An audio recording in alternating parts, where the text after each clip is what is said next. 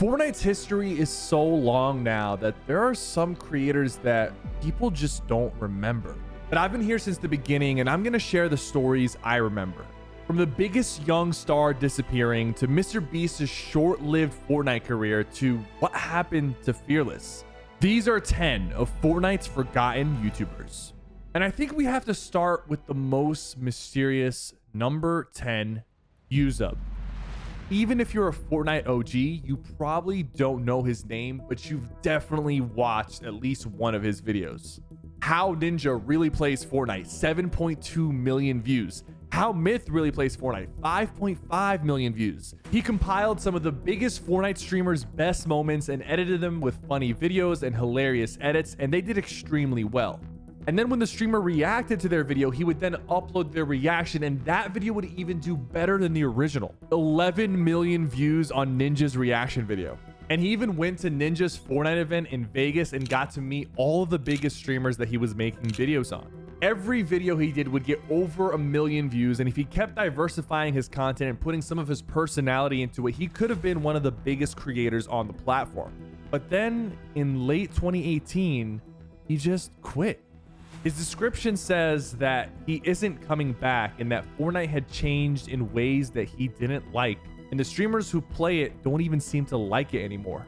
And I guess that's fair. He said Fortnite wasn't the same and decided to leave and focus on university. He even got a scholarship from Dr. Lupo, and he left gaming content. But that wouldn't be the case for number 14, one of the most infamous stream snipers in Fortnite history, who ended up becoming one of the best esports players in a completely different game, JoJoPyun.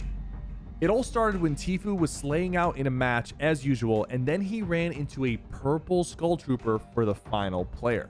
And this player wanted to 1v1 Tfue, who ended up accepting. But what Tfue didn't know is it was JoJoPyun. And he was actually pretty cracked and ended up having a close build fight versus Tfue and even one-pumped him. This was back when streamers were the best players in the game, and it was very rare to see Tfue lose, and he was legitimately impressed. So impressed that he ended up inviting him to 1v1 more in creative, and Tfue ended up talking to him on stream. Yo, what up, dude? Bro, you're a f***ing god. Bro, why are you stream sniping, dude? What the heck, man? Yo, you wanna play duos, dog? Nah, I'm just gonna go play solos, dude. As you can see, these interactions were a little bit cringe, but they ended up going viral, and he had a few different placements in tournaments here and there and went up against a few other streamers, but he ended up just quitting Fortnite altogether to pursue League of Legends. And it looks like that's where JoJo found his true calling, because he quickly got rank 1 NA at just 16 years old, which is insane, and then he ended up being signed to be a pro player for EG. But he's not just any pro player. He's actually one of the best. He's a star mid laner for EG, and he even helped them win the 2022 LCS Spring Championship, which officially makes him the only stream sniper to actually do something with his life. Nah, but seriously, that's really impressive. Unlike the next person on this list, who also happens to be a stream sniper, number 8, Oh My Pulse. So Oh My Pulse was an old Fortnite YouTuber who went viral after he got matched up against Ninja. He ended up killing him, which prompted Ninja to lose it and started swearing at him, calling him a stream sniper.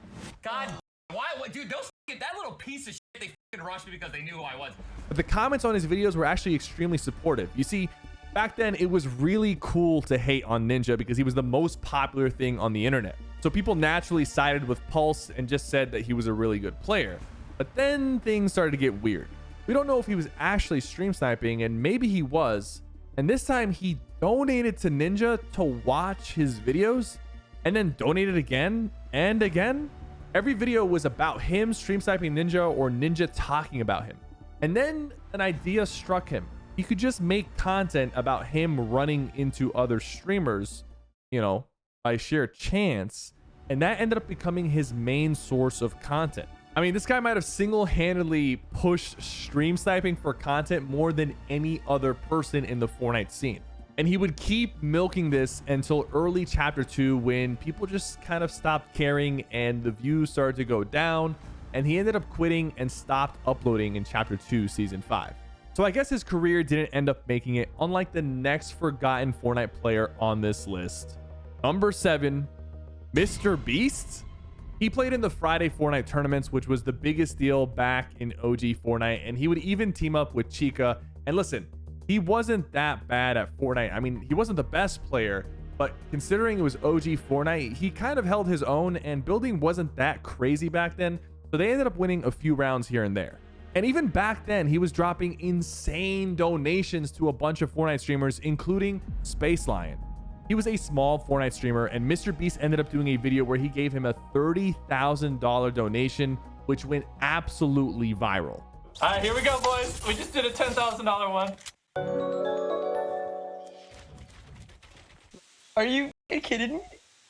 Why am I crying? I should be happy, dude.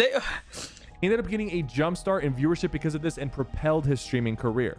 Dude, he has like 3,000 viewers. He had like 200 when I started. What the? And what helped is that he was a very nice guy and was extremely cracked at Fortnite at the time. He ended up even joining FaZe's Fortnite team, but eventually, like a lot of other people on this list, he got bored of Fortnite and stepped away from content creation entirely. Which makes a lot of sense. Unlike the next YouTuber I'm going to talk about, number 6, BobbyBojangles. And guys, if you remember that name, then you know you're a super OG player. I mean, this guy played way back in the day, and he was actually the first iconic player to be known for the Skull Trooper, even before Myth. He was one of the first players to really understand building and editing extremely well, and he would drop some super high kill games on his channel. That accompanied with his funny commentary style, which quickly grew him over 250,000 subscribers. At the time, he was legitimately known as one of the best builders in the world and was in the conversation when people talked about the best Fortnite players at that time. Even getting remembered years later by former Fortnite pro Zate when he tweeted out, "Where the F is BobbyBojangles?" He had a great personality, incredible skill, and his videos performed well, but then he stopped and eventually deleted all of his Fortnite content. Well, he actually switched to chess. Yes, he's been streaming chess and uploading short form chess content and actually crushing it. He's now at over 600,000 subscribers, and more people know him now from chess than they did back in Fortnite. But what about the next entry on this list, which isn't an individual person, but instead an entire group? Number 5, 1%. Kiwis, Random, Formula, and Nyx, who had originally grown as Call of Duty content creators and even moved into the same team house. And then when Fortnite came out, they went all in on it, and their channels blew up on Fortnite. But it wasn't until the lockdown in 2020, when Chapter 2 Season 2 hit, that things really took off for them. They were all crushing it with challenge videos, random duos, hosting tournament, 100-player customs, and they were easily the biggest Fortnite YouTubers mentioned so far. 4 dudes living in the same house, making awesome content, doing extremely well. What was the obvious next step for them? They decided it would make perfect sense for all 4 of them to join forces and start their own esport team, 1%. And when they launched 1%, it was a huge deal. They were dropping massive videos, signing pro players and YouTubers, and things were going extremely well for them until it started not to. The initial spike from viewership from the lockdown started to slow down, and at the same time, some of the founders of 1% started to get a little bit burnt out on Fortnite. Being 19 and making Fortnite content with 4 of your friends sounds like the dream, but maybe you want to pursue other things or you have other priorities. And for those reasons, the house ended up splitting up and they started to make even less content. And I don't even want to get into some of the serious allegations around one of the founders, and eventually they ended up disbanding and getting acquired by Ghosts. And at that point, Random and Nyx pretty much stopped uploading. Credit to Formula for still continuing his upload grind, but that was officially the end of 1%. But this next one is pretty interesting. Number 4, Sceptic. He was an unbelievably talented Fortnite player at just the age of 13. And in 2018, he had finally had his chance to blow up. At that point, he was already streaming and uploading extremely consistently, but then he got into a match against the best player in the world, Tfue. And in the mid game, they actually got into a fight. Tfue and Sceptic had a long build battle until he actually got to a spot where Tfue couldn't see him, and he ended up dropping down and one-pumping him. And just like that, a star was born. 13-year-old Fortnite pro kills Tfue. All of a sudden, everyone was talking about this. He blew up on YouTube and socials and even got signed to Misfits. And the thing is, he was actually really, really good. He was genuinely a gifted Fortnite pro, and he would eventually qualify for the World Cup duos with Clix, who was also a big deal at the time. So their duo was one of the most popular duos going into the tournament. And all eyes were on them. In the World Cup finals, there's now a legendary clip of Clix and Sceptic fighting a team from EU. They were in a long fight in Tilted, but the team eventually dies to a third party. When that happens, Sceptic wanted to taunt the team who just died trying to kill them, so he flashes up the L on camera, literally taking the L on them in real life. Did he just take the L in real life? But what follows was instant karma. They got pushed by another team from EU, Mongrel and Metro, and they instantly died facing off against two of the best players from EU. From then on, his content got a bit tougher. Fortnite slowed down during Season X and Chapter 2, and Sceptic would slowly post less and less and take a lot more breaks.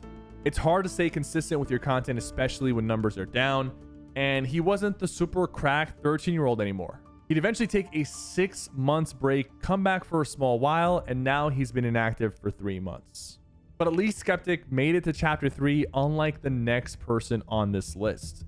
Number 3, Beaks.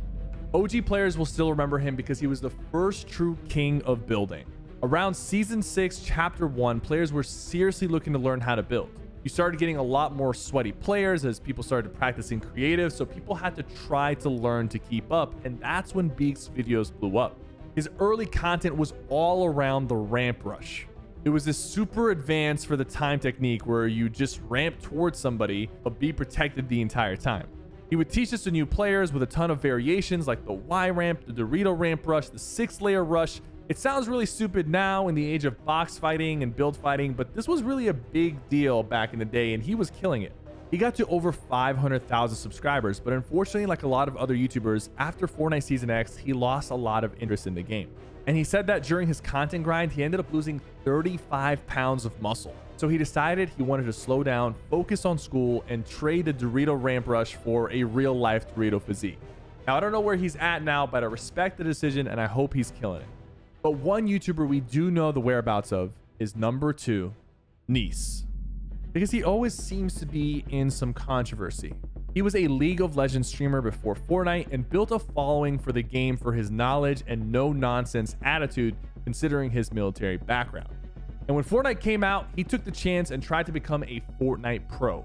And even though he was an older gamer, he was actually pretty good and would make educational Fortnite content and explain his mindset. And he ended up even qualifying for the Winter Royale in 2018. But that's when the drama started. As you know, this was the tournament where the mythic Infinity Blade was causing havoc. Sam famously used this and destroyed everyone in the tournament. But the real OG players out there who watched the tournament remember Sam wasn't the only one abusing the Infinity Blade. Nice with 8, that one big Infinity Blade game from him. Nice was also going for the sword, and he had a few games where he destroyed players live on the broadcast using the blade. And guess who was watching? Ninja. Now, Ninja and Nice actually have some history. Apparently, they've been gaming together for a while, and he was even invited to Jess and Ninja's wedding. And they had duoed together in OG Fortnite, so you could assume that they were close. But when Ninja was watching the game and seeing Nice pop off, he didn't really say anything. So Nice saw that, and he thought it was a little bit strange that Ninja wouldn't even acknowledge him. And he went to Twitter saying that he knows my channel is near death after switching from League, and now he got famous and he can't even be happy for me. It felt a little weird for sure, calling out Ninja for just chilling and not acknowledging you. So Jess came in and slammed Nice with a harsh reply, reminding him that they're not actually close friends and apparently they had a falling out. Nice would actually end up switching back to League of Legends, and he's doing really well for himself now, so I'm glad things worked out. But that was definitely a weird encounter with him and Ninja. And now for a YouTuber that we will never forget. Number 1, Fearless.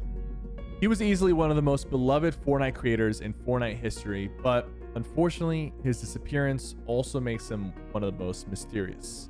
We've all seen the videos of what happened to Fearless, and if you're expecting some sort of update, unfortunately, I don't have one. All I can tell you is I was genuinely a huge fan of his content, and watching his videos and C-Day's videos really brings back an era of Fortnite that we will never forget. Back with real defaults, memes, and genuine fun. Now, I love the current Fortnite. I really do. And things change. I understand that. But there will always be a special place in my heart for the early days and the content that Fearless made. He's just not as interested and gracefully departed from this game. He's only made one Fortnite video since Season X, and I think it's safe to say that he's probably not coming back. Well, I do hope it's not the case. Fearless, if you're out there and you're watching this, I hope you know that we really miss you and the community sincerely appreciates all the stuff you've done for Fortnite. Thank you guys for watching.